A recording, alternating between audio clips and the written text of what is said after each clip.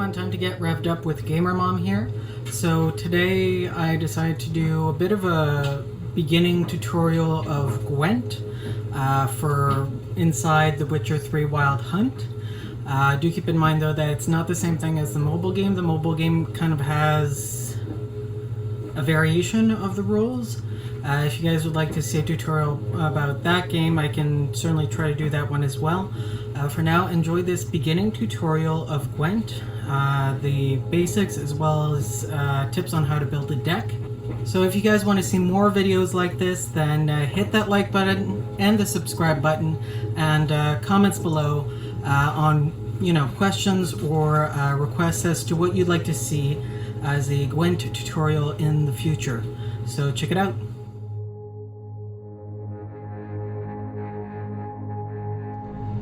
Let's get this started, shall we? A Gwent tutorial. So, purpose of Gwent is to win 2 out of 3 rounds with the cards that you have on deck. It's very much a game of strategy, and you need to get 2 out of 3 rounds. You need to have the most points per round. So, excuse me. So what I like to do myself, especially when I have spy cards in my first round, is to place them on the opposing side. Depending on how the other opponent plays things out, I will either try to win the round or just, wait it out to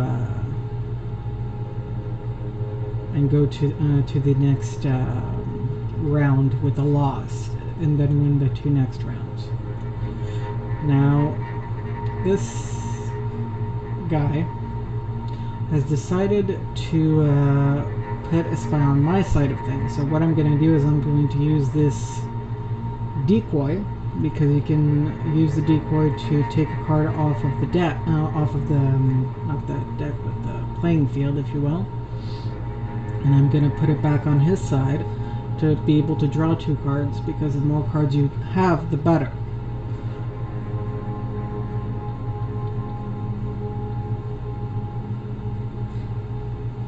And now, I'm going to pass this round because I don't feel like catching up to his 26 points with 0 cards on the field.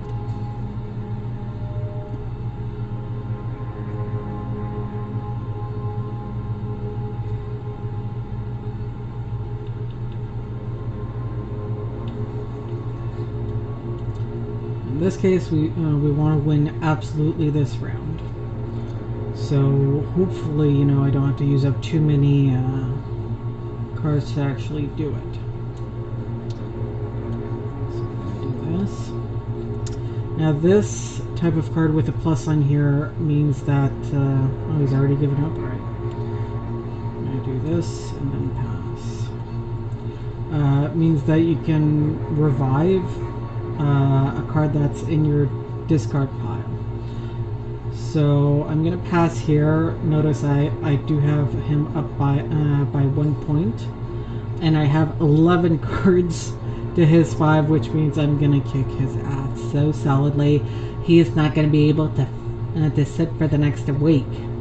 Now every deck does have its own advantages, its own particularities, and there are multiple leader cards that you can choose from that also have their special abilities. Now I have the starter deck, which is the northern deck. The advantage with the northern deck is that when you win a round, the next round you get to draw 1 card. So obviously you can only do it once in a game, but it can be pretty useful. Now the leader card that I have, which I'm going to use very soon, next turn, that's fine, gives me the authority to put this you know, Horn guy. I can't remember what the name of the card is. Really, bro? You're gonna leave it at that? Alright. Which doubles the points in the row that's connected to, if you will. Now the card I just used is a very finicky card that's really bitchy to go up against. And that is the Torch card, where basically when you play it, it destroys all the most powerful cards that are playing at that moment. In this case, there was only one card that was as powerful, which was a level 5 card. So only that card went away, but had there been more level 5 cards, excuse me, they would have all been destroyed.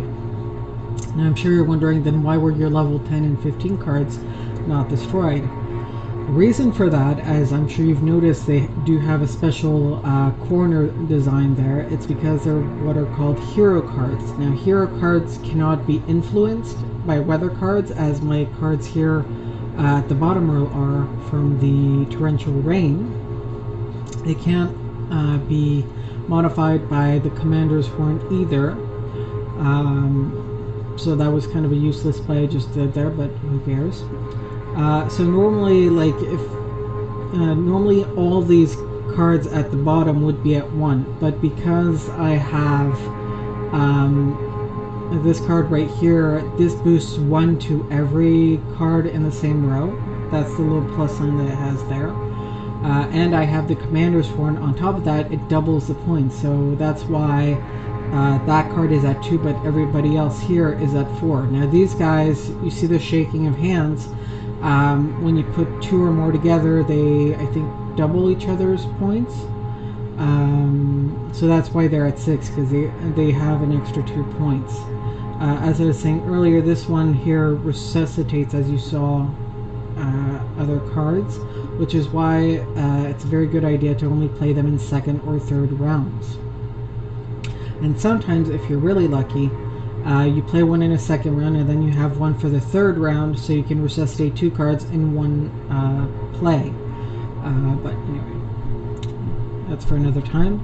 So normally I would swiftly kick his butt here, but just to show you the full effect of all the doubling and doubling and doubling, we're going to play Clear Weather, which clears up all the weather effects that he put on, and I more than doubled the points that I had on deck. So there you have it.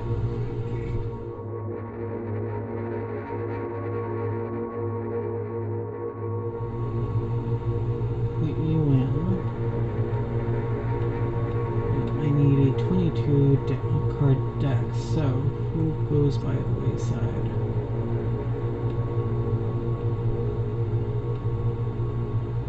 Now the reason why I'm doing a 22 card deck is that that's the minimal deck, meaning that any lower than that and you can't play. So I'm just making sure I assess every possibility here, meaning that you can't play.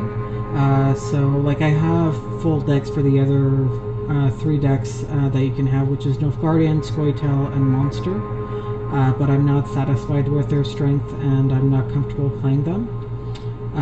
So here's how I built my deck. 1 decoy, just in case for, as you saw earlier, switching it out for a spy card, that way I can use it again. Commander's Horn. To boost, I've added 2, just in case that, because sometimes another card can incapacitate my leader, or I have to boost my numbers in another way. And now that I think about it, I think I'm going to take it out. Okay, yeah, number of unit cards, need 22 unit cards, so now I have 27 cards in my deck. The Scorch card is very, very fun.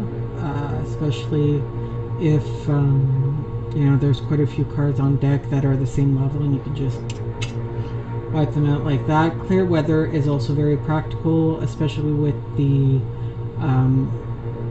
particular superpower, if you will, of the leader card that I have. As you see, I have 3 of the same leader card, or 3 versions of the same leader, which is full test for the northern deck. And as you saw earlier, it doubles the siege units. This one clears any weather effect in play, which can be useful, but impenetrable fog card from your deck and play instantly. That I find completely useless. I'd rather not hinder myself with any weather cards, but I keep 2 of these just in case that the other person does. So we've got our hero cards. This card is interesting because if there's another card, excuse me, we're not going to see the description here, are we? If there's another card that I think is more powerful, and then that card in the opposite trench, then it's going to eliminate that card. So obviously I want as many hero cards as possible because they can't be modified once they're put down. The catapult here, as you can see, the shaking hands, as I explained earlier, they multiply each other. I have 2, so that's always very good to keep in your deck. I have some level 6 trebuchets here because with the leader card it's very useful because I can easily make them at least 12, if not 14. Spy cards, always very useful. Revival cards as well. Again, and here with the level 4 card, the reason why I keep it on is because I have 3 of them and they can double each other 3 times. So, and then this card, obviously that's a good spy card, so we keep that there. This card is a booster card, as I explained earlier, so it boosts everybody else on the same row, which can be very effective, especially with the leader card here. So yeah, so if you guys obviously have any questions, you can always ask me in comments, in the chat, etc., and you know, we'll discuss it. That's it for today's tutorial. I hope you enjoyed it, and if you did, give that like button some love. And be sure to hit the subscribe button if you feel motivated to. And if you want to see any other, you know, tutorials about Gwent, either in the Wild Hunt or the mobile version, please let me know in the comments below. And as always, be the change you want to see in the world. Stay safe and see you next time.